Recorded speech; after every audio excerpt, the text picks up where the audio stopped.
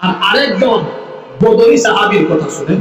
এই বদরি সাহাবীর নাম আবু দাউদ ইবনে মাজিনা রাদিয়াল্লাহু আনহু। তিনি বলছেন, আমি এক মুশরিককে সামনে পেয়ে আমি তলোয়ার ধরলাম, আঘাত করব।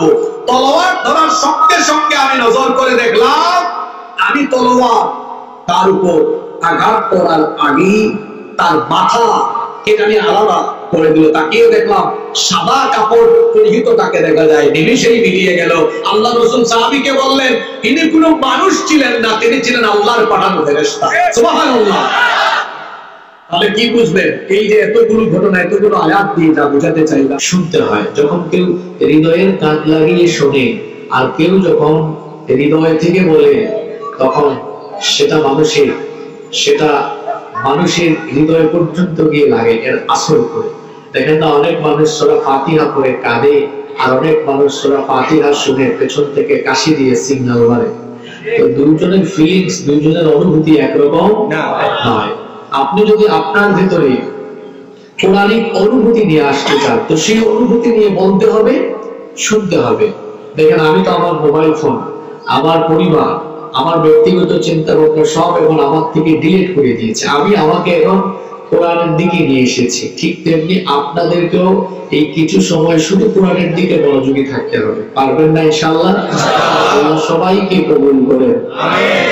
তেমনি ভাবে মা বোনদেরকেও একই কথা বলবো, চুপচাপ থেকে আমরা শুনবো ইনশাআল্লাহ। তাহলে যে সূরা থেকে আলোচনা শুরু হয়েছে, সূরার নাম হলো সূরা আনফাল। আমার সাথে একবার সবাই বলেন তো, সূরার নাম সূরা আনফাল। মাত্র 2টা আয়াত থেকে আলোচনা হবে। আয়াত নাম্বার হলো 64 এবং 65। চলেন শয়তানের ওয়াসওয়াসা থেকে আল্লাহর কাছে পানাহ চেয়ে মহামহিয়ান দয়াবান মেহেরবান আল্লাহর নামে সওয়াবের নিয়তে একটু তিলাওয়াত করে আলোচনায় ঢুকে যাই। সওয়াবের নিয়তে সবাই পারবেন তো পড়তে ইনশাআল্লাহ? ইনশাআল্লাহ। আউযু বিল্লাহি মিনাশ শাইতানির রাজীম। বিসমিল্লাহির রাহমানির রাহিম। ইয়া আইয়ুহান নাবিয়্যু হাসবুকাল্লাহু ওয়া মান ইত্তাবা'আকা মিনাল মুমিনিন। বিতাড়িত মরদুদ শয়তানের ওয়াসওয়াসা থেকে আল্লাহর কাছে পানাহ চাইছি। দয়াবান মেহেরবান আল্লাহর নামে শুরু করছি। মহান আল্লাহ ইরশাদ করছে, ইয়া আইয়ুহান নাবিয়্যু, হে নবী, হাসবুকাল্লাহ, আপনার জন্য আল্লাহ যথেষ্ট, আপনার জন্য আল্লাহ এনাফ। সুবহানাল্লাহ। ওয়া মান ইত্তাবা'আকা মিনাল মুমিনিন, আর আপনার অনুসারী মুমিনদের জন্য আল্লাহ যথেষ্ট। সুবহানাল্লাহ। এই আয়াত তো আমাদের ব্যাপারেই বলা হচ্ছে। আমরাও তো মুমিন। আমরা কি? আপনারা মুমিন, এটা সাহস করে বলতে পারলেন? আমরা সবাই আরশের মালিক আপনি সাক্ষী থাকেন, আমরা ঈমানের ঘোষণা দিয়েছি, আমাদের ঈমান আপনি কবুল করেন। আমিন। আল্লাহ তাআলা বলেছেন, হে নবী, আপনার আর আপনার অনুসারী মুমিনদের জন্য আল্লাহ যথেষ্ট। সুবহানাল্লাহ। কত গুরুত্বপূর্ণ কথা, কি ওজনওয়ালা কথা এটা। নবী আপনি আর আপনার অনুসারী মুমিন, এদের জন্য আমি আল্লাহই যথেষ্ট। সুবহানাল্লাহ। যার সাথে আল্লাহ আছেন, তার সাথে যদি দুনিয়ার কেউ আর নাও থাকে, কোনো অসুবিধা নাই। যার সাথে আল্লাহ আছেন, তার শক্তি কম না বেশি? যে ব্যক্তি আল্লাহর হয়ে যায়, আল্লাহ ওই ব্যক্তির জন্য তার সকল ধরনের কুদরত আর রহমত অবধারিত করে দেন। সুবহানাল্লাহ। কুদরত, রহমত। কুদরত, রহমত হলো অনুগ্রহ, দয়া, আর কুদরত মানে শক্তি। অর্থাৎ মাঝে মাঝে আপনাকে সেভ করার জন্য কুদরতের দরকার হবে, মাঝে মাঝে আল্লাহর অনুগ্রহের দরকার হবে। আপনি আল্লাহর হয়ে গেলে কুদরত, রহমত দুটাই আপনার কাছে চলে আসবে। সুবহানাল্লাহ। যার সাথে আল্লাহ থাকেন, তাকে মোকাবেলা করা, তাকে পরাজিত করা, তাকে পরাস্ত করা দুনিয়ার কারো দ্বারাই অসীম কালেও সম্ভব। যার সাথে আল্লাহ আছে কেউ তার কোনো ক্ষতি করতে পারে না, কেউ তার কোনো প্রকার অনিষ্ট করতে পারে না, কারণ যার সাথে আল্লাহ থাকেন তার শক্তি কম না বেশি? কোরআনের 3টা আয়াত দিয়ে 3টা রেফারেন্স টেনে 3টা ঘটনা বলে এরপরে আমরা পরের আয়াতে ঢুকবো ইনশাআল্লাহ। খেয়াল করে শুনেন কিভাবে আল্লাহ আপনার সাথে থাকলে কেউ আপনার ক্ষতি করতে পারবে না। আমাদের জাতির পিতা আল্লাহর খলিল সাইয়েদনা ইব্রাহিম আলাইহিস সালামকে দ্বীনের দাওয়াত দেওয়ার কারণে নমরুদ তার বাহিনী আটকে ফেললো, গ্রেফতার করে ফেললো। বিশাল আয়তনের এলাকা জুড়ে আগুনের কুণ্ডলী জ্বালিয়ে তারা ইব্রাহিম আলাইহিস সালামকে আগুনে ফেলার জন্য যাবতীয় সকল প্রস্তুতি সম্পন্ন করলো। কিছুক্ষণ পরেই তারা ইব্রাহিম আলাইহিস সালামকে আগুনের মধ্যে ফেলে দিবে। এমন সময় ফেরেশতা এসে বলছেন, ওগো আল্লাহর খলিল ইব্রাহিম, আজ আপনি ঈমানের অগ্নি পরীক্ষা অবতীর্ণ। এই পরিস্থিতি দেখে আল্লাহর ফেরেশতারা অত্যন্ত ব্যথিত। আপনি আমাকে হুকুম করেন, আপনি যদি বলেন আমাকে আল্লাহ আমার সামর্থ্য এবং শক্তি দিয়েছেন, আপনি যদি বলেন তো নমরুদের জ্বালানো এই বিশাল অগ্নিকুণ্ডকে মুহূর্তে আমি সাগরের মধ্যে নিক্ষেপ করে দিতে পারবো। আল্লাহু আকবার। ইব্রাহিম আলাইহিস সালাম তখন বললেন, হে আল্লাহর ফেরেশতা, তুমি যে আমাকে এই কথা বলছো, তুমি যে আমার হেল্প করতে এসেছো, আমাকে সাহায্য করতে এসেছো, আল্লাহ তাআলা কি তোমাকে হুকুম করেছেন নাকি তুমি নিজে নিজে আমাকে সেটা বলছো? ফেরেশতা বললেন, আল্লাহ এখনো আমাকে হুকুম করেন নাই, আমি আপনার সাহায্যে গিয়ে এসেছি। ইব্রাহিম আলাইহিস সালাম তখন বললেন, যদি আল্লাহ তোমাকে এখনো হুকুম করে না থাকেন তো আমি ঈমানের পরীক্ষায় অবতীর্ণ হলেও তোমার মতো ফেরেশতার আমার দরকার নাই।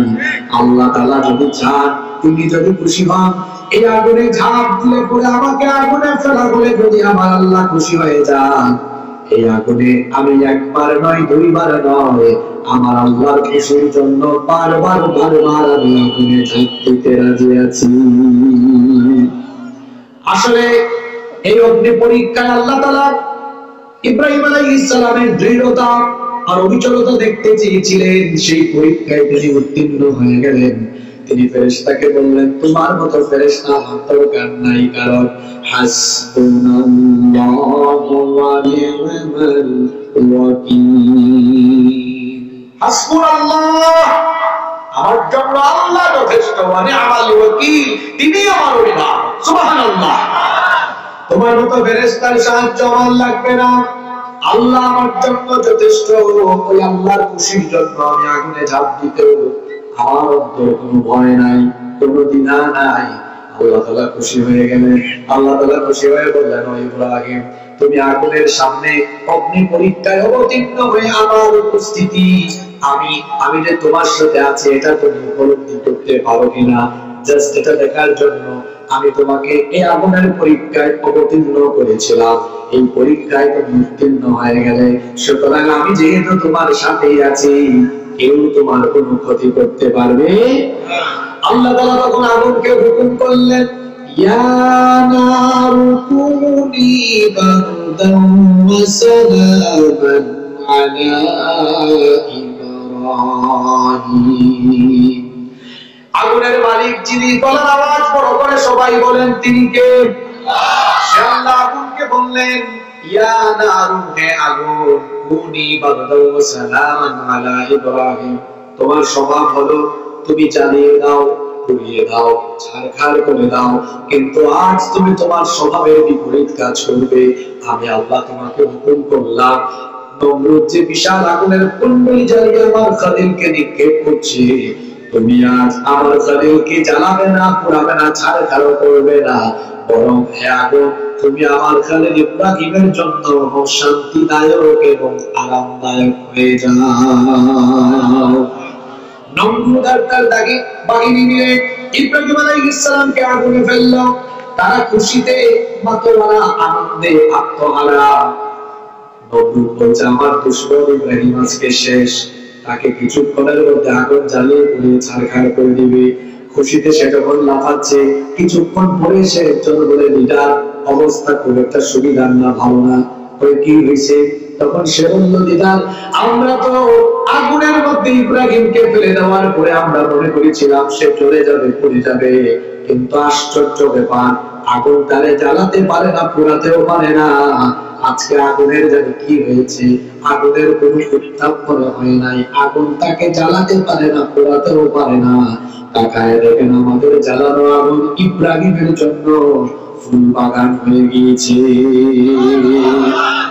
শুধু সুবহানাল্লাহ বললে চলবে না, উপলব্ধি করার চেষ্টা করে। নমরুদ আর তার বাহিনী প্রজ্বলিত আগুন ইব্রাহিম আলাইহিস সালামের কোনো ক্ষতি করতে পারে নাই, কারণ ইব্রাহিম আলাইহিস সালামের সাথে যিনি ছিলেন তিনি কে? সুতরাং যার সাথে আল্লাহ থাকবে দুনিয়ার আগুনও তারে পুড়াতে পারে না, কেউ তাকে মারতে পারে না। মুসা আলাইহিস সালাম তিনি তার উম্মত নিয়ে দুশ্চিন্তায় পড়ে গেলেন, কারণ বনী ইসরাইলের লোকদের উপরে ফিরআউন আর তার বাহিনী অপূর্ণনীয় জুলুম, অপূর্ণনীয় নির্যাতন চালায়। মুসা আলাইহিস সালাম দুশ্চিন্তাগ্রস্ত, কিভাবে এই নির্যাতিত উম্মতকে নাজাতের পথ দেখানো যায়। আল্লাহ তাআলা হুকুম করলেন, আমার নবী মুসা রাতের অন্ধকারে তোমার উম্মত মিশর ছেড়ে চলে যাও। রাতের অন্ধকারে তিনি এবার তার উম্মত নিয়ে মিশর ছেড়ে রওনা করলেন, অজানা গন্তব্যের পথ চলতে লাগলেন। এই খবর ফেরাউনের কানে চলে গেল। ফেরাউন তার বাহিনী নিয়ে সেও পেছন থেকে ধাওয়া আরম্ভ করলো।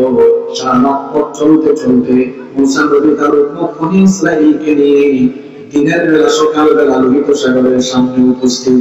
এখন সামনে আর যেতে পারেন না, সামনে সাগর দাঁড়িয়ে থাকে। কিছুক্ষণ পরে পেছন ফিরে তাকিয়ে দেখলে পেছনে ফেরাউনের বাহিনী। অধৈর্য ধৈর্য হারা এই উম্মত বনী ইসরাঈল তখন বলল, ও মুসা, তুমি তো আমাদেরকে নাজাতের পথ দেখানোর জন্য মিশর থেকে বের হয়ে এসেছো, কোথায় নাজাতের পথ? আজ তো মনে হচ্ছে এটা হলো মরণের পথ, কারণ লোহিত সাগর আমাদের সামনে, এখন সামনে আকবার আলে মরণ, পিছনে গেলেও মরণ। আর তাকায় দেখো আমাদের এই যে বাহিনী আমাদের সাথে আছে, কারো হাতে তীর নাই, বললাম নাই, তলোয়ার নাই, কোন ধরনের অস্ত্র নাই। পিছনে তাকাও, ফেরাউনের বাহিনীর হাতে আছে মরণাস্ত্র, তীর আছে, বল্লম আছে, তলোয়ার আছে, তাদের সাথে অনেক ধরনের অস্ত্র শস্ত্র, আমাদের সাথে কিছু নাই। কঠিন এই বিপদের মুহূর্তে মুসা নবী তার উম্মত বনী ইসরাঈলকে এমন এক কথা বললেন, আল্লাহ তাআলা এটা আমাদের জন্য কোরআনের আয়াত বানিয়ে দিলেন। মুসা আলাইহিস সালাম বললেন, কে বলেছে আমাদের কিছু নাই? আমাদের সাথে এমন জিনিস আছে যেটা আমাদের কাছে নাই। মুসা নবী তখন তার উম্মতকে বললেন, কাল্লা ইন্না মাইয়া রাব্বি সায়াহদিন। কে বলেছে আমাদের সাথে কেউ নাই? ইন্না মাইয়া রাব্বি, নিশ্চয়ই আমাদের সাথে আমাদের রব আছেন। জোরে বলেন তো তিনি কে? সায়াহদিন, শীঘ্রই তিনি পথ দেখাবেন। আল্লাহ বলেন, মুসা তোমার ঈমান দেখে আমি খুশি হয়ে গিয়েছি, আমি এটাই দেখতে চেয়েছিলাম যে আমি যে আছি, আমার উপস্থিতি এবং আমার শক্তিমত্তা সম্পর্কে তুমি অবগত কিনা। যেহেতু আমার শক্তিমত্তা সম্পর্কে, আমার কুদরত সম্পর্কে তুমি অবগত, আর আমার কুদরতের আশায় তুমি আছো, আজ তোমার এই নিরস্ত্র অস্ত্রহীন এই উম্মতকে অস্ত্রে শস্ত্রে সজ্জিত বাহিনীর সামনে কি করে আমি তাদেরকে নাজাত দিয়ে ওদেরকে শেষ করি, এটা আজ গোটা দুনিয়া দেখবে। আল্লাহ সাগরের মাঝখান দিয়ে রাস্তা তৈরি করে দিলেন, তারা পার হয়ে গেলেন। আর ফেরাউন আর তার দলবল যারা অস্ত্র শস্ত্র সব নিয়ে এসেছিল, নিরস্ত্রদেরকে মেরে ফেলবে, মারতে তো পারলই না, উল্টা সেখানে তাদের মরণ দিলেন, পতন দিলেন। কি আপনারা মনে হয় অমনোযোগী আছেন, আপনাদের হুজুর কোন দিক থেকে কোন দিকে যাচ্ছেন একটু পরে টের পাবেন। 5 মিনিট পর এই আয়াত কেন চুজ করা হয়েছে আজকে আলোচনার জন্য। মনোযোগ আছে তো? তাহলে ফেরাউনের বাহিনী এসেছে মারতে, মারতে এসে মরে গিয়েছে, কারণ মুমিনদের সাথে ছিলেন কি? একটু আগের ঘটনাটা বললাম, আল্লাহ সাথে ছিলেন বলে নমরুদের আগুন ইব্রাহিম আলাইহিস সালামকে পুড়াতে পারে নাই। আল্লাহ সাথে ছিলেন বলে ফেরাউনের বাহিনী মুসা নবীর উম্মতকে মারতে পারে নাই। শেষ একটি ঘটনা বলি, আমার আপনার প্রিয় নবী রাহমাতাল লিল আলামিন তাকে যখন হত্যার জন্য সব ধরনের পরিকল্পনা ফাইনাল হয়ে গেল, আল্লাহ তাআলা বললেন, আমার নবী আপনি মক্কা থেকে মদিনায় হিজরত করেন। আল্লাহর নবী আল্লাহর হুকুম পাওয়ার পরে তার সাথী আবু বকর সিদ্দিক রাদিয়াল্লাহু আনহুকে সাথে নিয়ে রাতের অন্ধকারে রওনা করলেন। রাতের বেলা চলতে চলতে চলতে চলতে ফজরের ওয়াক্ত হয়ে যাচ্ছে। এমন সময় আবু বকর রাদিয়াল্লাহু আনহু বললেন, ওগো আল্লাহর নবী দিনের আলো ফুটে উঠতে শুরু করেছে, এখন যদি আমরা পথ চলি আর দিনের আলো ফুটে উঠে কাফেররা আমাদেরকে ধরে ফেলবে, চলে আমরা গায়ের শরীরে আশ্রয় নেই, এই গুহায় অবস্থান করি। আল্লাহর নবী এবং আবু বকর রাদিয়াল্লাহু আনহু এই গুহার মধ্যে অবস্থান নিলেন, কিন্তু গুহার সাইজ অত্যন্ত ছোট এবং সংকীর্ণ ছিল। দিনের বেলা কাফিরের দল যখন গুহার একেবারে কাছাকাছি চলে আসলো, আবু বকর রাদিয়াল্লাহু আনহু তখন বললেন, ও আল্লাহর হাবিব, সম্ভবত কিছুক্ষণের মধ্যে আমরা ধরা পড়তে যাচ্ছি, কারণ এটা এমন এক সংকীর্ণ গুহা, যদি কাফিররা কাছে আসে আমরা যদি আঁটাসাঁট হয়ে বসে মাথা উঁচু করে উপর থেকে দেখা যাবে কাফিররা নিকটে আসলে গুহার ভেতরে কে আছে তা খুঁজে ফেলবে। সম্ভবত আজ আমরা দুজনই ধরা পড়ে গেলাম, ওদের সংখ্যা আমাদের চেয়ে বেশি, আমরা সংখ্যায় কম, মাত্র 2 জন, তারা অনেকজন। অন্যদিকে আমাদের হাতে মোকাবেলার জন্য তেমন কিছু নাই, কিন্তু তাদের সাথে অস্ত্র আছে। আল্লাহর নবী আমরা মনে হয় ধরা পড়ে যাব।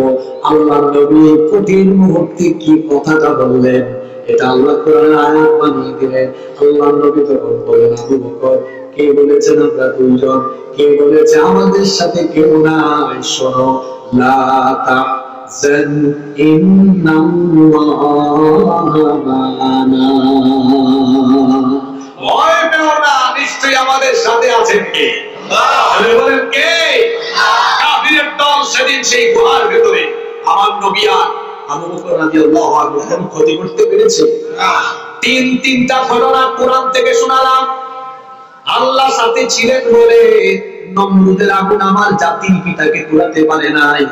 আল্লাহ সাথে ছিলেন বলে ফেরাউনের বাহিনী মুসা নবীর উম্মতের কোনো ক্ষতি করতে পারে নাই। আল্লাহ সাথে ছিলেন বলে হিজরতের রাতের পরের দিনে গুহার কাছে এসেও কাফেররা আমার নবী এবং আবু বকর রাদিয়াল্লাহু আনহুকে কিছু করতে পারে নাই। তাহলে তিনটা ঘটনা থেকে আমরা যে বার্তা পেলাম, যে মেসেজ পেলাম, সেটা হলো এই, মুমিন যদি আল্লাহর উপর ভরসা করে আর মুমিন যদি ঈমানের কোয়ালিটিতে তাকে সমৃদ্ধ করতে পারে, মুমিনের জন্য যিনি যথেষ্ট, আর মুমিনের সাথে থেকে মুমিনকে সর্বাবস্থায় যিনি হেফাজত করবেন তিনি কে?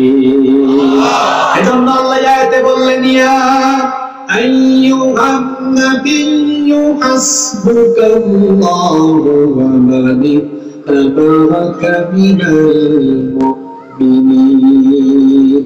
হে নবী, আপনার জন্য আর মুমিনদের জন্য আল্লাহ যথেষ্ট।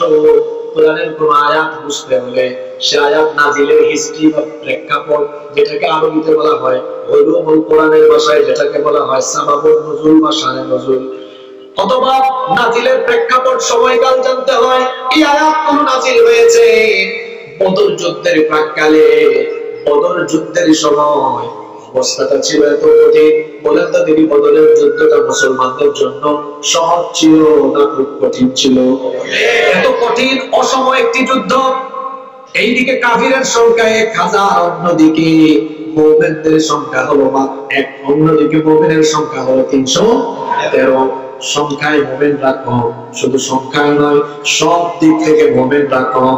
খেয়াল করে কথা শুনেন, সব দিক থেকে মুমিনরা কিভাবে কম?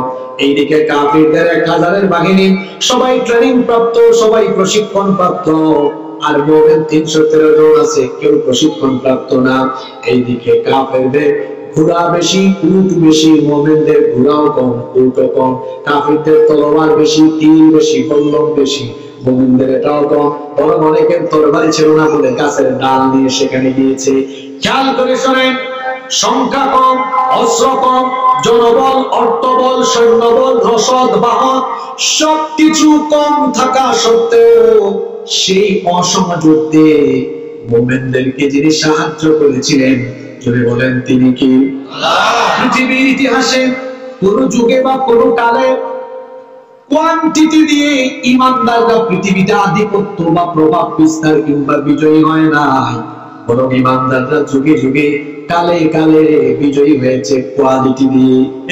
ভালো করে শুনবে, কোয়ান্টিটি দিয়ে মুসলমান বিজয়ী হয় নাই, মুসলমান বিজয়ী হয়েছে কোয়ালিটি দিয়ে।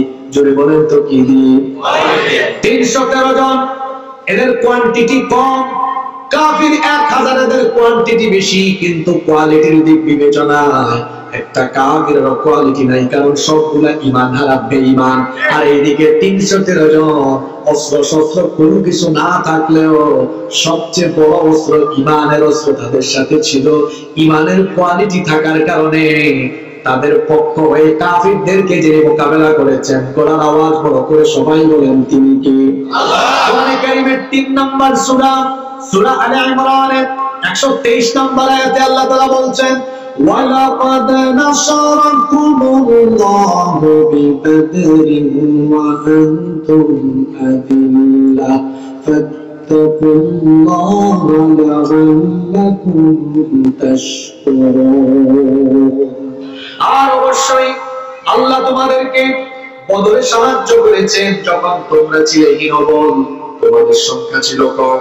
তোমাদের সংখ্যা কম থাকা সত্ত্বেও তোমাদেরকে যিনি সাহায্য করেছেন, বলার আওয়াজ বড় করে সবাই বলেন তিনি কি?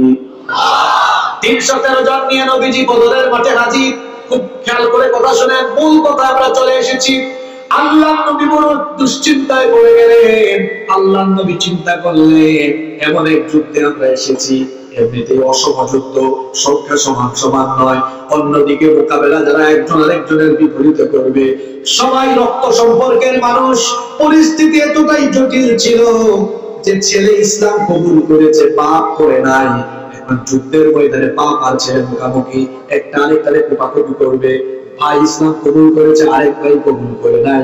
এখন একই মায়ের পেটের 2 ভাই মুখামুখি। ভাতিজা ইসলাম কবুল করেছে, চাচা করে নাই, চাচা ভাতিজা মুখামুখি। এখন রক্তের মানুষ একজন আরেকজনের মুখামুখি। এই যুদ্ধটা বলে তো সহজ না, কঠিন। আল্লাহ নবী চিন্তা করলেন, হায় হায়, এখন যদি শাহাদাতের চেতনা আর দ্বীনি চেতনার পরিবর্তে আমার সাহাবীদের অন্তরে রক্তের চেতনায় টান মারে, আজকে তো নিশ্চিত পরাজয় হয়ে যাবে। বুখারীর হাদিস, মিকদাদ বিন আমর রাদিয়াল্লাহু আনহু বিষয়টি উপলব্ধি করে দাঁড়িয়ে গেলেন। ফাকামাল মিকদাদ, দাঁড়িয়ে বললেন, ইমদি লিমা আরাকাল্লাহ ফানাহনু মা'আক। আল্লাহ যেদিকে আদেশ করেছেন সেদিকে আমাদেরকে নিয়ে চলুন, আমরা আপনার সাথে আছি। আল্লাহি, আল্লাহর কসম, লা নাকুলু লাকা কামা ক্বালাত বানু ইসরাঈল লিমূসা। বনি ইসরাঈলের লোকেরা মুসা নবীর সাথে যুদ্ধের মাঠে গিয়ে তারা মুসা নবীর সাথে যে আচরণ করেছিল, আমরা একই রকম আচরণ আপনার সাথে করব না। মুসা নবীর উম্মত মুসা নবীর সাথে যুদ্ধের মাঠে গিয়ে শত্রুদেরকে দেখে ভয় পেয়ে বলেছিল, ইযহাব আনতা ওয়া রাব্বুকা ফাকাতিলা ইন্না হাহুনা কাঈদুন। মুসা, তুমি আর তোমার আল্লাহ দুইজন মিলে কাফিরদের বিরুদ্ধে যুদ্ধ করো, আমরা দর্শকের সারিতে দেখি। নাউজুবিল্লাহ। মিকদাদ বিন আমর রাদিয়াল্লাহু আনহু বললেন, ওগো আল্লাহর নবী, আমরা ওই বনি ইসরাঈলের লোকদের মতো আপনার সাথে এমন আচরণ করব না, বরং আমরা বলছি, ইযহাব আনতা ওয়া রাব্বুকা ফাকাতিলা ইন্না মা'াকুমা মুকাতিলুন। আপনি আমাদেরকে সাথে নিয়ে লড়াইয়ের ময়দানে চলুন। যতক্ষণ আমাদের দেখে প্রাণ থাকবে ততক্ষণ আমরা আল্লাহর পথে লড়াই করে যাব। মুমিনরা যখন ঈমানের এই অস্ত্র, ঈমানের এই কোয়ালিটি নিয়ে বদরের ময়দানে দাঁড়ালো, আল্লাহ তাআলা বললেন, ও আমার নবী, ঈমানের কোয়ালিটি নিয়ে আপনার বদরে সাহাবীরা দাঁড়িয়েছে। আজকে শুধু তারা দাঁড়াবে আর কাফিরদের বিরুদ্ধে যুদ্ধ করবে আমার ফেরেশতা। আল্লাহু আকবার। সঙ্গে সঙ্গে আল্লাহর নবী 313 জনকে ডাক দিয়ে বললেন, শোনো, ভয় পেও না, আমার আল্লাহ আমাকে জানিয়েছেন, বিজয়ের আগাম বার্তা দিয়ে দিয়েছেন, তোমরা 313 জন ঈমান নিয়ে দাঁড়াবে।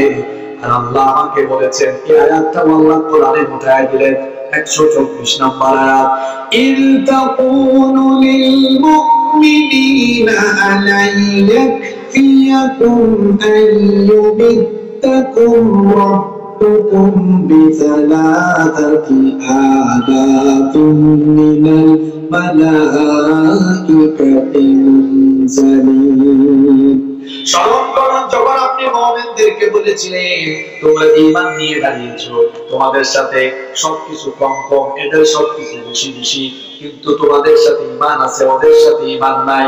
যেহেতু ঈমান আছে তোমাদের জন্য এটা কি যথেষ্ট নয় যে ঈমান থাকার কারণে আল্লাহ তাআলা তোমাদেরকে দুইজন নয় 3000 ফেরেশতার বাহিনী পাঠায় আল্লাহ তোমাদেরকে সাহায্য করবে।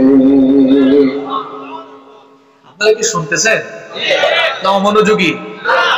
কোথায় নিয়ে যাচ্ছে আর দুইটা মিনিট সবুর করেন, তখন আপনারা বুঝবেন। মনোযোগ আছে সবার? আল্লাহ ওয়াদা করলেন কি পাঠাবেন, আল্লাহ ওয়াদা পূরণ করেন নাই।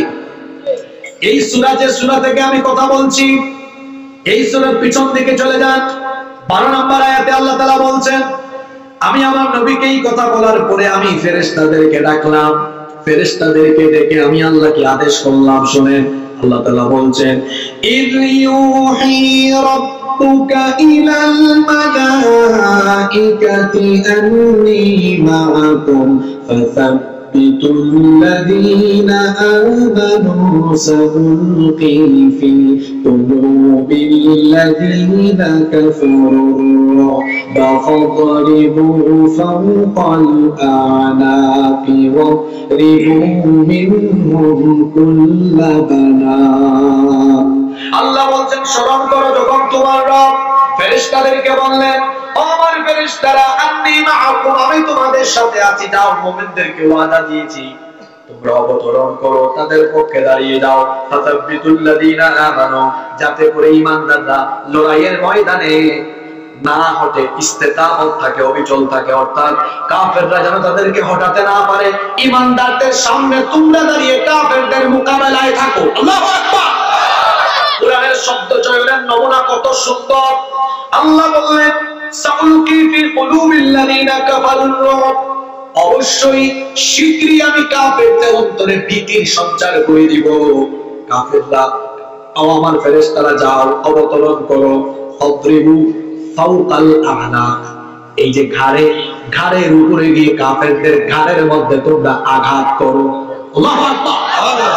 ফাদরিবু ফাওকাল আ'নাক, কাফেরদের গর্দানের উপরে গিয়ে মারো। আল্লাহু আকবার। শুধু তাই নয়, ওয়াদরিবু মিনহুম কুল্লা বানান, প্রত্যেক জুড়ায় জুড়ায় কাফেরদেরকে মারো। ফেরেশতাদেরকে হুকুম করেছেন কে? আল্লাহ। আমি দুর্বল মুসলমান দেখতে পারি, ফেরেশতাদেরকে এই হুকুম করেছেন কে? আল্লাহ। ফেরেশতা কি হুকুমটা মানছে? একজন কাফির আর একজন বদরি সাহাবী, দুইজনের মুখ থেকে শুনে আসি, চলেন তো। রাহিকুল মাখতুম, সিরাত ইবনে হিশাম, রাসূল আরবি রাহমাতাল লিল আলামিন সহ অনেকগুলো সিরাতের গ্রন্থ, এমনকি আল বিদায়া ওয়ান নিহায়া পড়লে পাবেন। আবু জাহালের ছেলে, তার নাম ইকরিমা, ইকরিমা বিন আবু জাহাল, সে বলছে, আমরা 1000-এর বাহিনী নিয়ে আনন্দের সাথে, খুশির সাথে দুর্বল এই 313 জনকে কয়েক মিনিটে, কয়েক মুহূর্তে, নিমিষেই মেরে ফেলার জন্য যখন আনন্দে এগিয়ে যাচ্ছিলাম, হঠাৎ করে আমরা দেখলাম ঈমানদারদের বাহিনী আসার আগে কারা যেন ঝড়ের গতিতে, তুফানের গতিতে এসে আমাদের নেতৃবৃন্দের শরীর থেকে কল্লা মাথাটা আলাদা করে দিয়েছে। আসতে বলেন সুবহানাল্লাহ। আপনাদের মনোযোগ আছে এখানে? কাফেররা মারতে যাচ্ছে ঈমানদারদেরকে, ঈমানদাররা আসার আগেই ফেরেশতারা ওই যে ফাদরিবু ফাওকাল আ'নাক, আল্লাহ বলেছেন ঘাড়ের উপর লাগাও। আবু জাহালের ছেলে ইকরিমা বলছে, আমি আমার নেতৃবৃন্দের দিকে তাকিয়ে দেখলাম তাদের দেহ আছে, মাথা নাই, ঠাস ঠাস করে মাথা শুধু পড়ে যাচ্ছে। আল্লাহু আকবার। এই হলো কাফিরের ছেলের কথা। আর আরেকজন বদরি সাহাবীর কথা শুনেন। এই বদরি সাহাবীর নাম আবু দাউদ ইবনে মাজিনা রাদিয়াল্লাহু আনহু। তিনি বলছেন, আমি এক মুশরিককে সামনে পেয়ে আমি তলোয়ার ধরলাম, আঘাত করব। তলোয়ার ধরার সঙ্গে সঙ্গে আমি নজর করে দেখলাম, আমি তলোয়ার তার উপর আঘাত করার আগেই তার মাথা এটা নিয়ে আলাদা করে দিল। তাকিয়ে দেখলাম সাদা কাপড় পরিহিত তাকে দেখা যায়, নিমিষেই মিলিয়ে গেল। আল্লাহ রাসূল সাহাবীকে বললেন, ইনি কোনো মানুষ ছিলেন না, তিনি ছিলেন আল্লাহর পাঠানো ফেরেশতা। সুবহানাল্লাহ। তাহলে কি বুঝলেন? এই যে এতগুলো ঘটনা, এতগুলো আয়াত দিয়ে যা বোঝাতে